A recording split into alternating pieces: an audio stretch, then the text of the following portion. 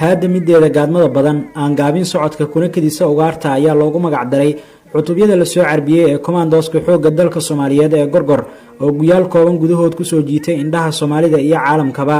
ciidamadan oo qayb ka ah tusaalooyinka muuqda ee muujinaya isbedelka wadanku uu sameeyay dhowrkii sano ee ugu dambeeyay ayaa lagu qoraa shuruudo adag,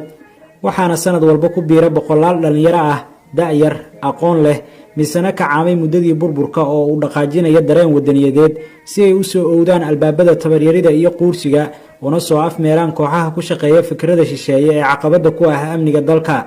safafka ciidamadan Soomaaliyeed ee Turkidu tababarto oo hayaankoodu uu ka bilowdo dugsiga Turkisom oo ah marxaladda koowaad ee carbiska ay ku qaataan ayaa qaybtood qalinjabinta kadib loo gudbiyaa wadanka Turkiga, halkaasi oo ay ku soo qaataan koorsooyin sare oo kala duwan.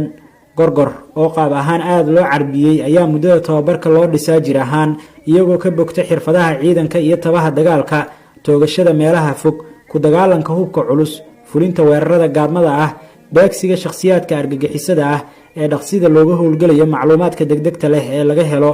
la qabsiga nolosha adag xilliyada furimaha dagaalka, ka hortegidda iyo soo saaridda miinooyinka cadowga xiro iyo ku lugaynta dhulka cimiladoodu adag yahay saacado badan.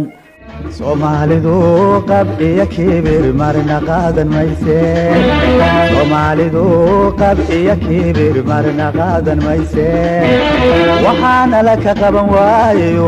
qarqarsiga ku jooga.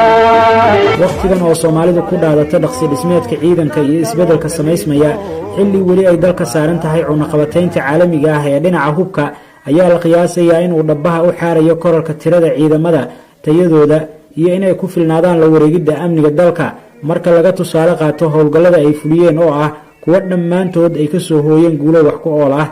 ciidamada Gorgor ee commandoska ciidanka dhulka xoogga dalka Soomaaliyeed oo ka mid ah xoogagga wadanka ee tir ahaan kordhaya ayaa intooda howlgallada ku jirta ee tababarka dhamaystay la siiyey hub culus iyo mid fudud oo casri ah iyo gaadiid gaashaaman oo qaarkood aysan rasaastu karin, iyadoo ururo ka mid ah guutooyinka Gorgor loo qaaday gobolada dalka iyo xuduudaha wadanka, isla markaana xoojin u noqday ciidamada qalabka sida ee ku howlan ilaalinta amniga wadanka.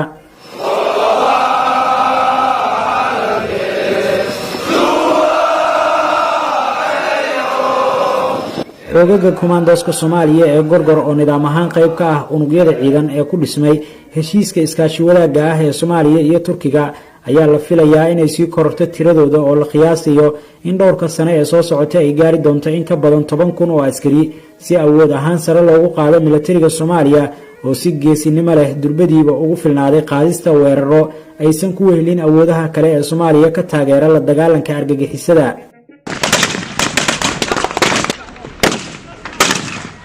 Soomaaliya oo dowlad ahaan amnigu ugu jira liiska qorshayaasha ugu horeeya ayay dhalinyarada waxbarata ee ka baxda dugsiyada sare iyo jaamacaduhu noqdeen kuwo iska diiwaan geliya fursadaha ciidamada oo si daahfuran loo soo bandhigo, iyagoo intooda ugu badan ku biira Gorgor iyo Haramcad oo safka hore ugu jira ciidamada Soomaalida ee sanadahan isha lagu hayo.